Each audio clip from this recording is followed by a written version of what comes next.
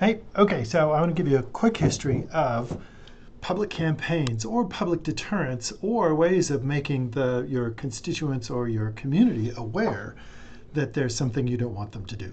Um, so, like crime or any variety of different things. There's all sorts of public media interventions. And I want to give you a history because when you go into the library catalog, if you just type in criminology, intervention, public, you need more keywords. You might need like a specific media. You might need like a speaking term like rhetoric or target audience or the beliefs of the audience. So let me give you a quick tour of history. And this is Dale's interpretation. This is not canon, but I'll give you some keywords. So way back in the day, Aristotle, BC time, you had public rhetoric. So there's no internet or telephones. It's just people that you could influence by the way that you spoke.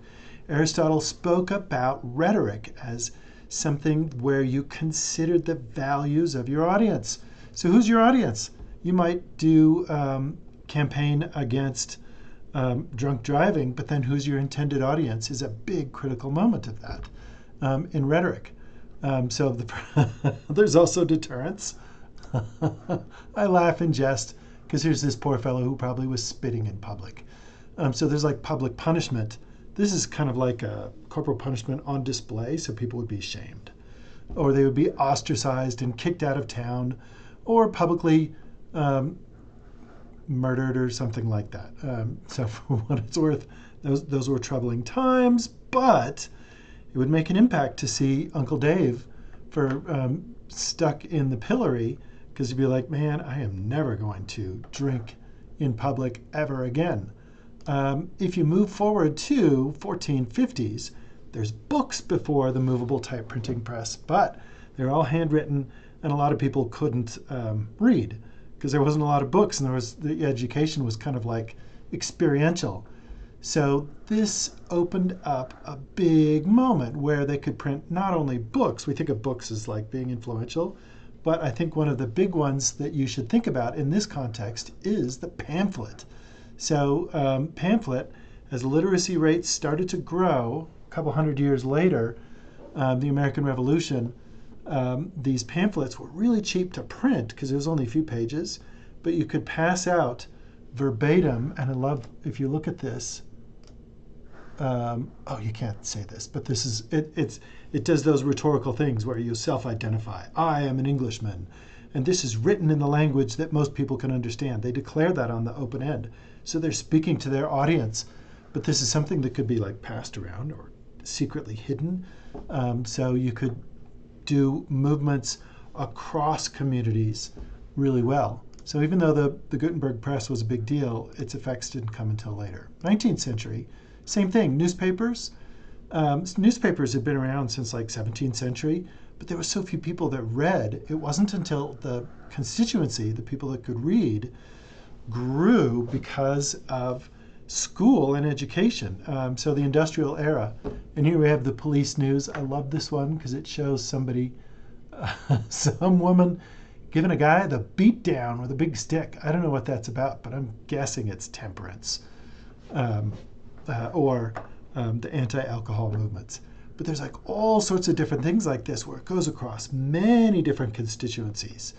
And the rhetoric was important, and considering the audience was important because you wanted to convince them to keep on buying your newspaper. Move ahead to radio. Radio was used a lot in propaganda. So it was very exclusive to be able to broadcast radio, but lots of people had radios.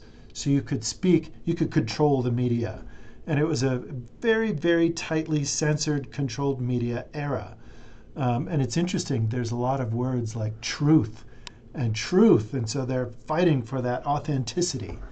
We move ahead to TV, and we get this new wave of advertising, especially in the United States, where they're using those techniques of propaganda to sell people who knows what fluffo is, but Coca-Cola, cigarettes, more TVs, cornflakes from Andy Griffith, selling more TVs and things like that.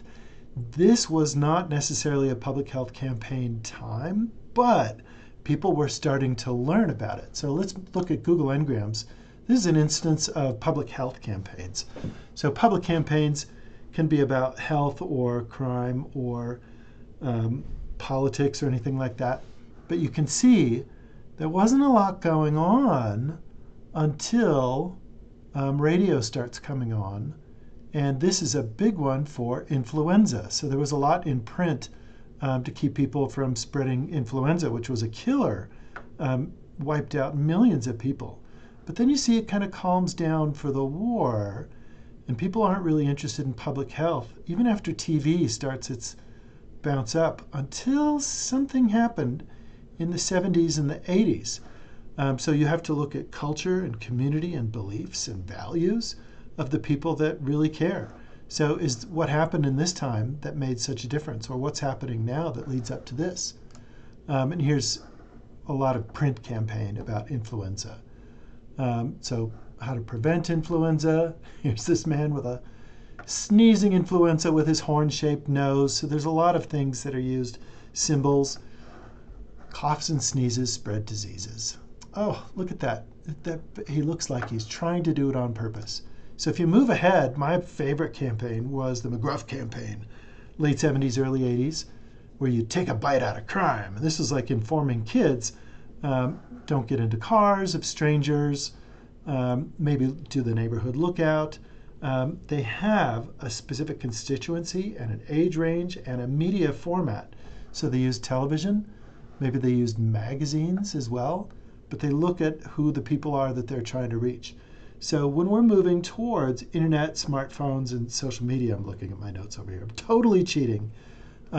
Consider all of the ways that they looked at the data that they're working with, where they're trying to reduce a specific type of crime, the medium that they're working in. So is it television or print, or is it like word of mouth or public shaming? Or are they looking at the audience that they're trying to reach? There'll be other videos, but this is just kind of like a quick keywords and precedence ideas.